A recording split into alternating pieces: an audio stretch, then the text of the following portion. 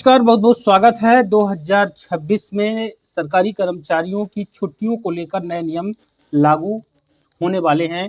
उसके पहले ऑफिशियली जानकारी आदेश के माध्यम से दी गई है। सरकारी कर्मचारी जितने भी हैं उनको छुट्टी का अधिकार नहीं रहेगा इन नए नियमों में। थोड़ा सा जानकर आपको झटका लगेगा, लेकिन खबर को पूरा देखिएगा। 1 जनवरी 2026 से ये नए नियम लागू होंगे और विभाग ने सरकार की तरफ से नए निर्देश का जो नियम है, नोटिफिकेशन है, उसको जारी कर दिया है। यह प्रदेश के लगभग सभी जो सरकारी कर्मचारी हैं, सभी विभाग हैं, उनके ऊपर लागू होगा। अब एक सवाल आता है, तो क्या अब इन सरकारी को छुट्टियां नहीं मिलेंगी? इसका उत्तर आपको आगे मिलेगा। छुट्टियां मिलेंगी, लेकिन उसके नियम अब बदल दिए गए हैं। पूरा जानकारी आपको यहाँ पर दिखाएंगे। प्रदेश में खत्म हो गए 1978 के पुराने अवकाश के नियम। जनवरी से प्रदेश में पूरी तरह बदल जाएगी अफसर कर्मचारियों की छुट्टी की व्यवस्था। अब कर्मचारी का अधिकार नहीं होगी छुट्टी, यानी छुट्टी नहीं मिलेगी, उसके विरुद्ध कर्मचारी कोई दावा नहीं कर सकता है। मेडिकल, मैटरनिटी और स्टडी लीव के नियम यहाँ पर कठोर किए गए हैं, सख्त किए गए हैं। पूरा अपडेट आपको यहाँ पर दिखाएंगे। भोपाल से है। प्रदेश के 7 लाख से अधिक सरकारी कर्मचारियों और अधिकारियों की छुट्टी की व्यवस्था में नए साल में बड़ा बदलाव होने जा रहा है। वित्त विभाग ने मध्य प्रदेश सिविल सेवा अवकाश नियम 2025 का नोटिफिकेशन जारी कर दिया है, जो 1 जनवरी 2026 से प्रभावी होगा। इसके साथ ही 1978 के पुराने अवकाश के नियम समाप्त हो जाएंगे। महिला कर्मचारियों की संतान पालन अवकाश व्यवस्था में बड़ा परिवर्तन किया गया है। अब तक महिला कर्मचारियों को 2 वर्ष यानी कि 730 दिन की संतान पालन अवकाश पूर्ण वेतन के साथ दिया जाता था, लेकिन नए नियमों में पहले 365 दिन 100% वेतन दिया जाएगा और उसके बाद अगले 365 दिन केवल 80% वेतन देने का प्रावधान किया गया है।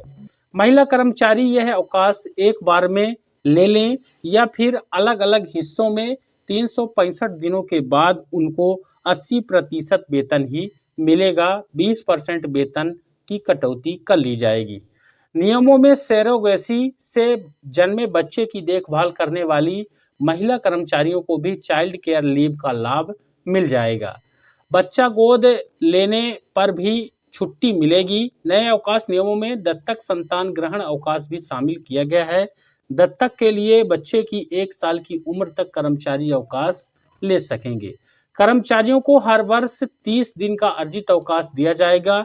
नए नियमों में कर्मचारियों को हर वर्ष 30 दिन का अर्जित अवकाश देने का प्रावधान किया गया है। ये 2 किस्तों में मिलेगा। 6 महीने पर 15-15 दिन का यहाँ पर अवकाश दिया जाएगा। किसी भी कर्मचारी को एक साथ 5 साल से अधिक लगातार अवकाश मंजूर नहीं किया जाएगा।